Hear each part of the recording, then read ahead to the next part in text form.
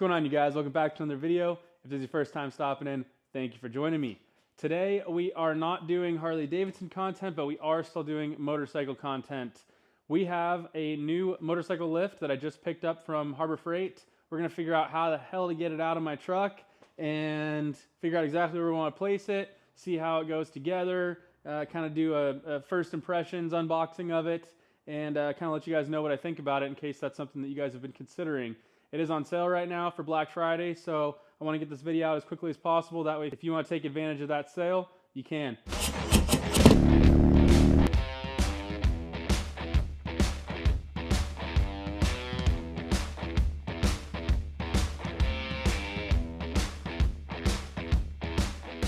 Okay, first things first, you are going to want a full-size pickup truck for this purchase. First thing Harbor Freight asked me was, what was I driving? Even though it may physically be possible for you to load this into your van or full-size SUV if you flip down a couple of the rows of seating, it's 400 pounds and 7 feet long, so they use a forklift to put it into your vehicle, and they may not be willing to do that in one of those situations. They didn't even want to do it with my tonneau cover down. They wanted me to flip it up out of the way, which I can understand. They don't want to be liable for doing damage to your vehicle. So keep that in mind, or bring a trailer. That's another good option as well. Second thing is you are definitely going to want to bring a buddy. I don't have one with me today because this was a total just random purchase for me. So we're going to have to get creative. I plan on using my Harbor Freight engine lift and craning it out of the back of the truck and driving the truck out from underneath it. We will see if that works. Okay, we've got the engine lift in here, and am I the only one who loaned their friend their engine lift for years and it sat outside for well over a year and now it's just a piece of junk? Anyways, I'm gonna grab the truck.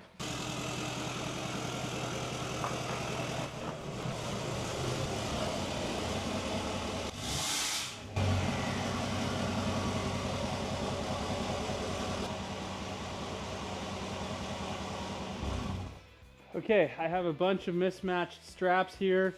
I'm just gonna pick two, wrap them around, try to get them to this one link here, and hopefully I get it at least enough balance to where I can get it up off the bed. Just roll the truck right out from under. There is a label here saying that this is the heavy end, so hopefully we can figure out a good balance. All right, it ain't pretty, but if it works, it works.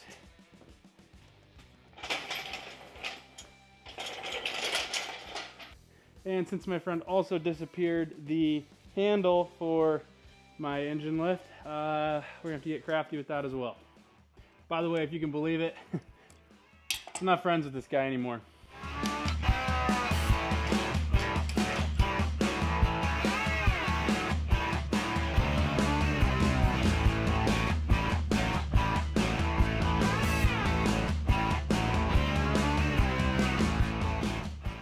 All right, it's not perfect, but it's floating.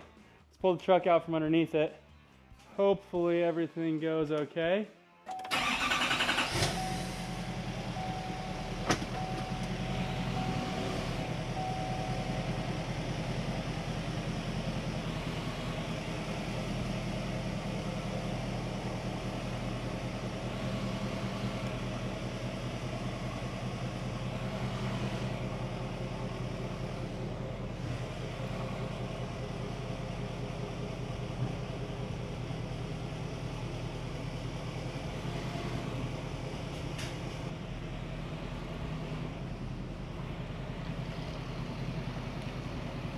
Okay, so now the question is, which end do I think is the proper end to where I don't have to spin this around once I have it all together? I guess I could assemble it right here. It is on caster wheels, but you know, this floor isn't perfectly level. So yeah, I guess we'll just drop it down right here and figure things out as we go.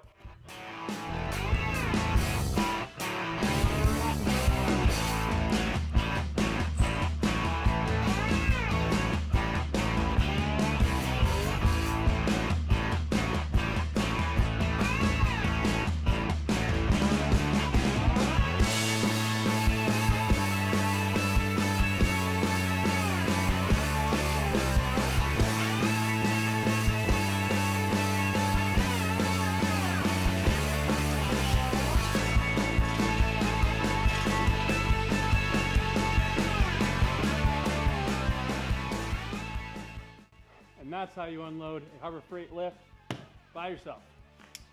Get this thing peeled open, see what we're working with.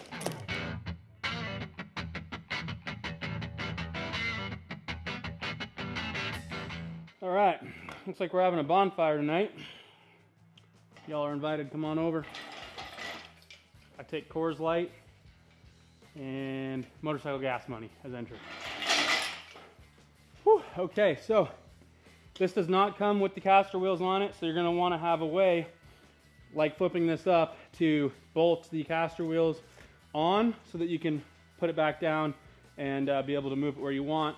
And then once you wanna set it down permanently in its spot, you've got the little jack pads. So once you have the main lift out of the way, you're gonna see a few things left over. You've got your ramp, your crappy wheel chock, box full of, I'm gonna assume, your caster wheels and probably your tie downs and the pedals.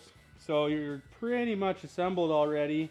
Only things we're gonna have to worry about are those few things there. I have seen a few reviews, and there's a gentleman that talks about upgrading his wheel chock to a much better design. So I'm gonna do a little bit of research into that, and then further on in the video, I will mention which one I am gonna end up ordering, and then in my future videos, you guys will see that I will have installed that on this lift. The wheel chock that he was showing was like a much better design. You don't even need to tie your bike down. I still always will, but it holds it upright just with that, and it's just a much more beefy and more complete around the wheel hold, so definitely want to upgrade to that. But so far everything looks good. Nothing's all bent out of shape. The powder coat looks good for the money. This is probably going to be a knockout, but stay with me. We'll put it together, put the bike on it, and we'll find out. Quick and easy with these front caster bolts. They're 10 mils, so we're going to go ahead and tighten them up. It just goes bolt, washer, on the other side washer, and then lock washer, and then nut. You're going to have a bunch of hardware, so that might confuse you, but that's the order. Super easy. Glad to see that all of the hardware is present in the kit. I have had experiences with other affordable things, not necessarily Harbor Freight, but affordable things where you just end up with some missing stuff. So glad to see so far that everything is here.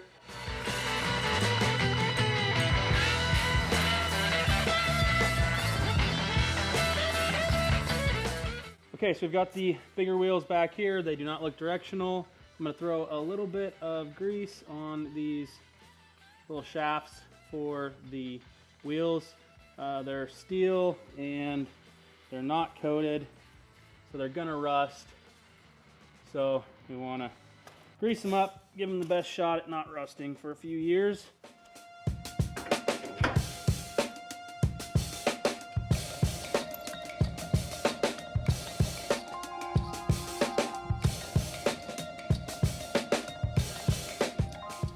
Boom, all there is to it. Okay, so now that we have the wheels on, we're good to flip this thing down. I'm not gonna put the foot pedals on yet because they go down here. Obviously I don't want to have to rock the table over those foot pedals and risk bending them or anything else. And once it's down on the ground, we can put it in position and then worry about putting the tie down hooks on and the wheel chock in the front. So let's do it. We've got our steel toe boots on just in case.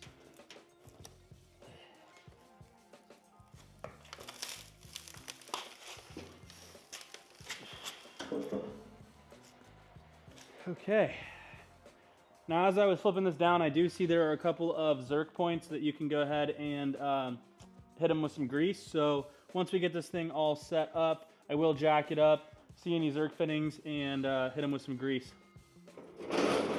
Much more manageable now.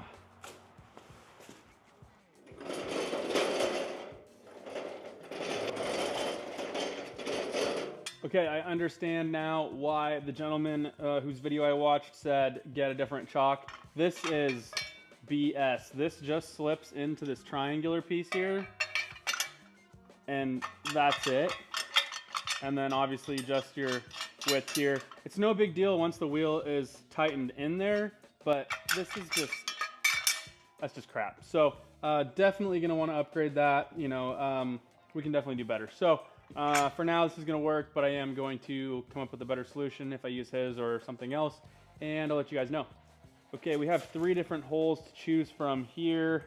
think what I'll do, since I know that the Harley is going to be pretty much the only thing that's on this, I think what I'll do is I'll measure from down low here to the middle. About 9 inches. So, looks like this furthest one forward is going to be our best bet. So since I know that this is going to be a temporary chalk, I don't want to destroy the paint on the deck here, just to have this on for a little bit. So what I'm going to do is put a little bit of tape down underneath here. Hopefully that creates a buffer to where the paint doesn't get messed up. That way when I remove this and I end up going with a different chalk, the deck still looks nice and pretty. Also, the kit did not come with these fender washers. I had these in my own personal stores. Okay, so these tie downs are just a nut and then another nut. Did not come with any washers. So there isn't really much metal backing that.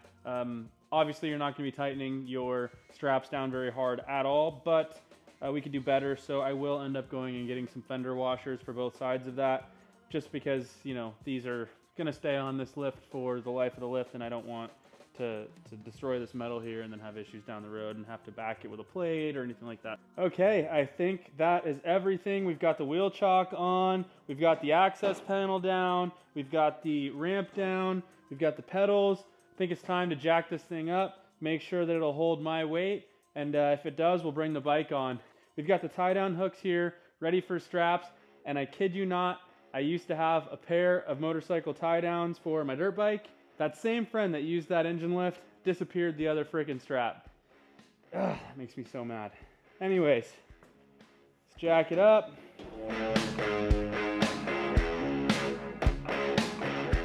All right, there is our max height. That is pretty high. I did not account for the fact that when we jack it up, it is going to rock back. That is really nice because I can have the lift further tucked away in storage, and then when I need to lift it up, it jacks up and away so that I have plenty of room to walk around the bike and get good footage for you guys. So we're gonna go ahead and pull this forward some. That should be good. I don't want to go too far because obviously I probably will park the bike on here sometimes, and when I do, I still want to be able to get around and not have it too close to the fireplace. So I'm gonna get on here, make sure that it holds my weight. I don't know, seems legit. Let's throw the bike on here.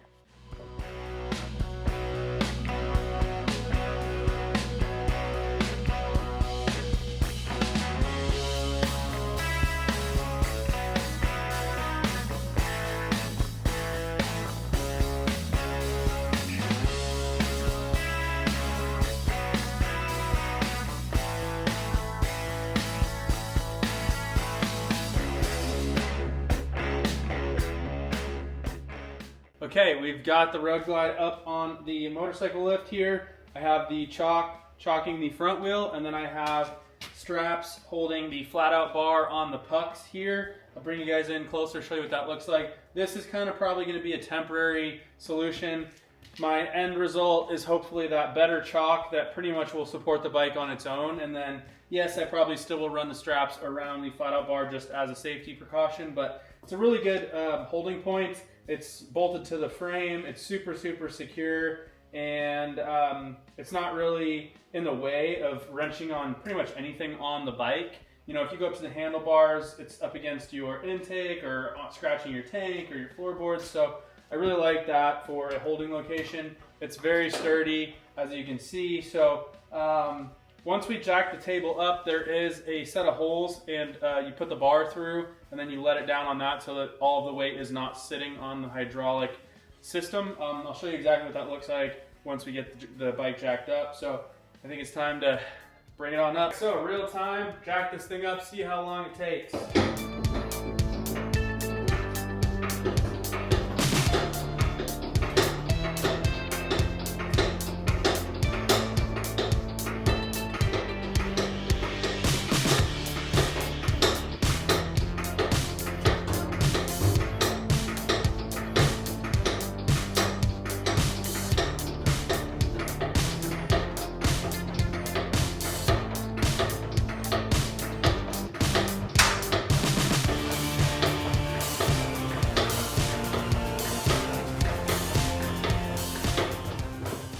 50 pumps to the top, and now we put our safety bar in. There are 2 height settings. Just gonna put it at the max there. And bring it down a little bit. It's not, you don't want to fully rest it on that bar because it's not sturdy enough for that, but it is just like a little safety in case you were to lose hydraulic pressure. And there you have it. The bike's in the air, super secure, besides this front wheel chock. You don't want to compress too hard on these and bring your forks down too much. So definitely just as much as you need, but not too much. You'll blow your fork seals.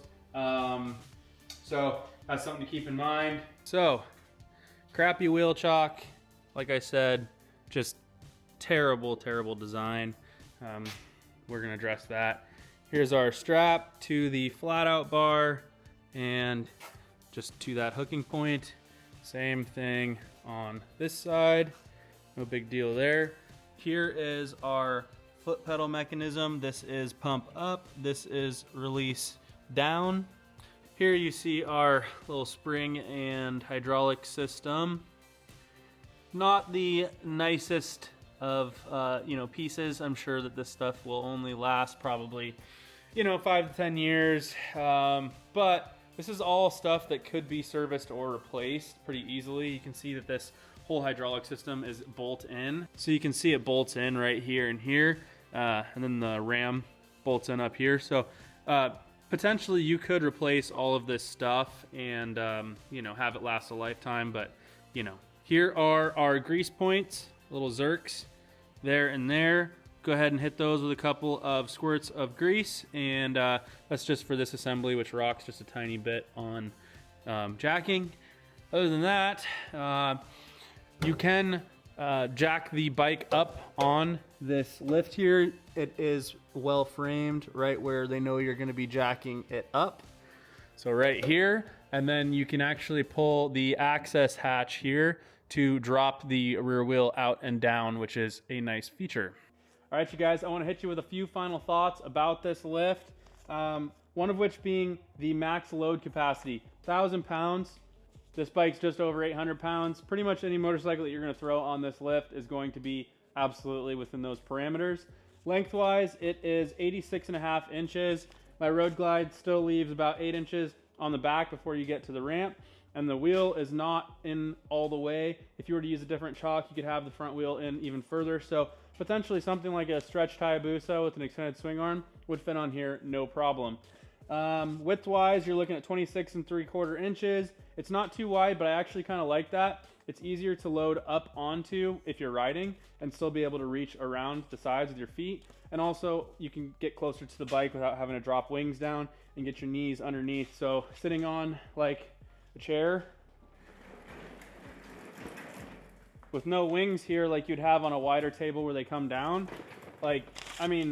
this is a game changer. This is gonna be nice. So one of the other parameters is the lift height ability, which is 29.5 inches. I can't see wanting to go much higher than this, So yeah, other than that, I think for the money, it is a great lift. I was looking online locally for, on Marketplace for a pneumatic lift. They're starting at like 900 to 1200 used, and like your base model, pneumatic ones new are about 1200 plus. And this is $550 normally. Right now with the $100 off coupon, that's good till 11/28 for Black Friday. I paid $449 pre-tax. It was like $490 something out the door. Brand new, 2-year warranty. You can't really beat it. So I think for the money, it's a great option. As I showed you, the parts are replaceable, such as the ram and whatnot. So you run into issues down the road and you can replace stuff. Realistically, I think if you take care of one of these, you could probably make it last as long as you need. But don't quote me on that. So just want to point out, in no way am I affiliated with Harbor Freight. I purchased it with my own money today. I'm kind of just giving you the information on my experience with this, and you will obviously see the longevity of this lift because it's going to be in all of the future videos. So please subscribe. Don't forget to give the video a thumbs up, comments down below, and I'll catch you guys in my next off week.